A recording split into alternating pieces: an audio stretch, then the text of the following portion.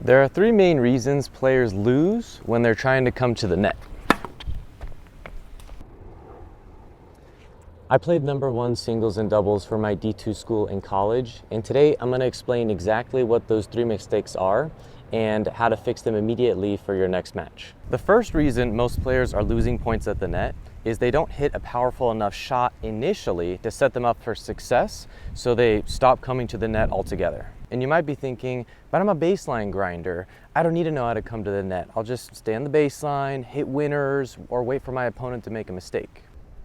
And sure, you can do that, but it's going to significantly hold you back and stop you from reaching that next level in tennis that you've been striving for. Not knowing how to approach the net is like playing a match without knowing how to hit a backhand. Your opponent's going to figure it out and punish you for it. So how do you hit stronger and deeper approach shots then?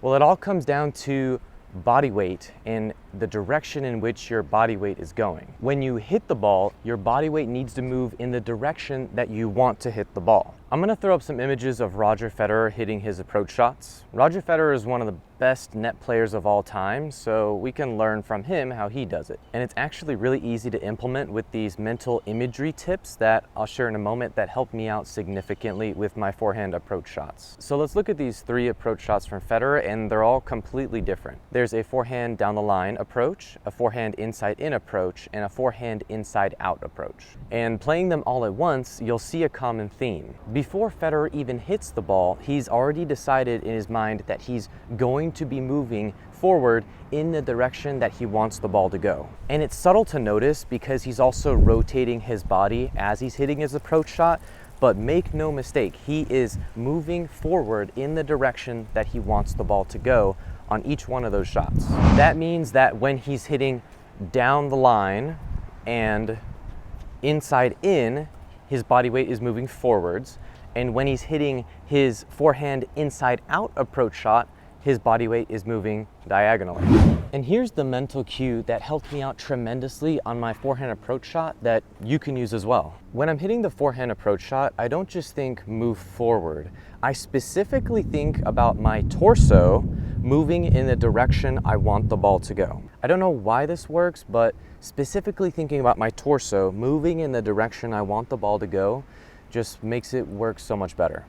Knowing how to transfer your body weight is great, and just that alone will improve your forehand approach shot about 70%. But if you don't know how to position your feet on your forehand approach shot, you're going to be unbalanced and you won't know how to transfer your weight properly into the shot to get that momentum. And there are actually two main footworks for the forehand approach shot, and each one is used at a specific time. For the first one, you can use a closed stance or an open stance, and which one you choose depends on which way your body weight is moving before you hit the ball. Let's look at Federer on screen here, and we'll see that if he's moving to the left, as in if you're running around your backhand to hit a forehand, your body weight is going to be on your left leg. And you might be confused right now thinking, but you said you got to move forward when you hit the approach shot. But now you're talking about moving your body weight to the left? And yes, you're right. But before I was talking about where to think about moving your body weight as you're hitting the ball and after you're hitting the ball.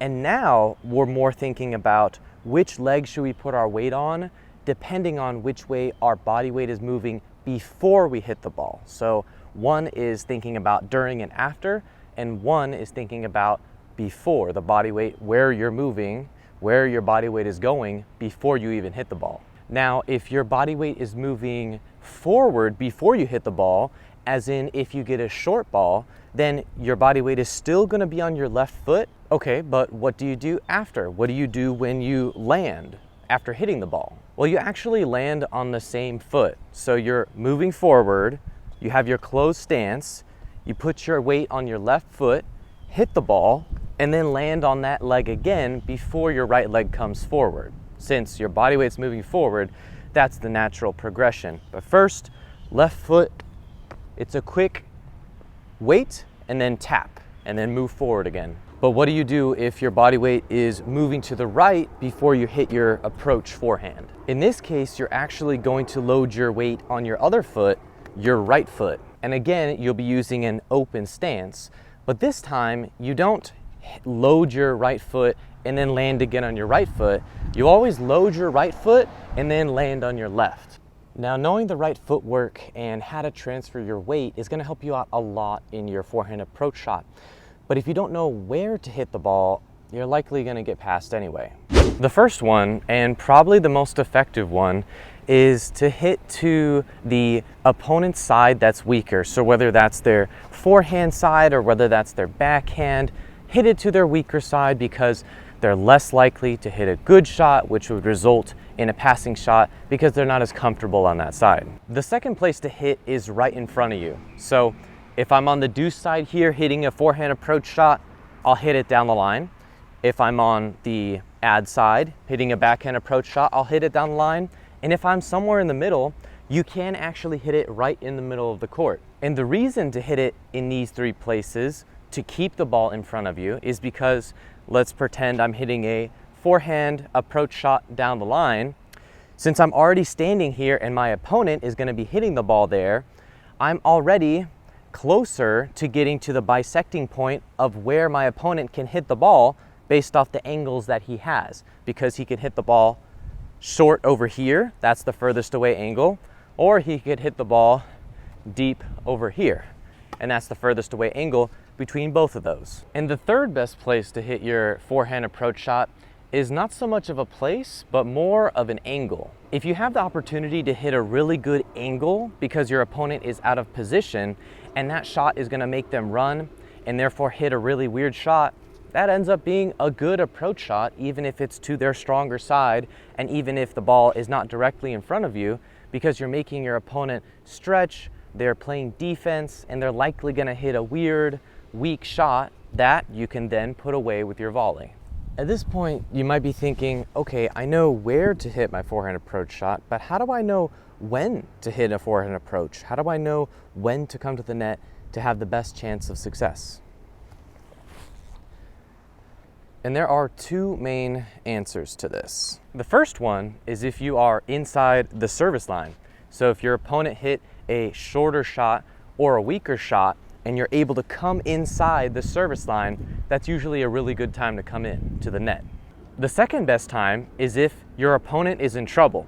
So let's say I'm your opponent and you're thinking about coming into the net and you just hit a really good shot that made me go all the way out wide here and I'm hitting a weird little slice shot. In that case, probably a really good time to come into the net, but you're reacting to what I'm doing. So it's a lot harder to notice, but very effective if you can see what your opponent is doing and see if they're in trouble on the shot that they're hitting. So the cues that you want to look for is if your opponent is running really hard, like full speed, they're trying to get this ball you just hit, that's a good sign to come in. Or the second cue to look for is if your opponent is starting to open up their racket face. So they're running to the quarter and they're opening up like this, like they're about to hit a slice. Maybe that's on the forehand side, maybe that's on the backhand side. Again, a really good cue to come into the net at that point because they're likely going to hit a slow slice shot that you can then put away. The moment you notice one of these scenarios, that's your cue to rush into the net. Even if you're a few feet behind the baseline, it's still a good idea to come in then because they're likely going to hit a weaker shot and you'll be able to put it away with your volley and in the point. I hope these helped you. Bye.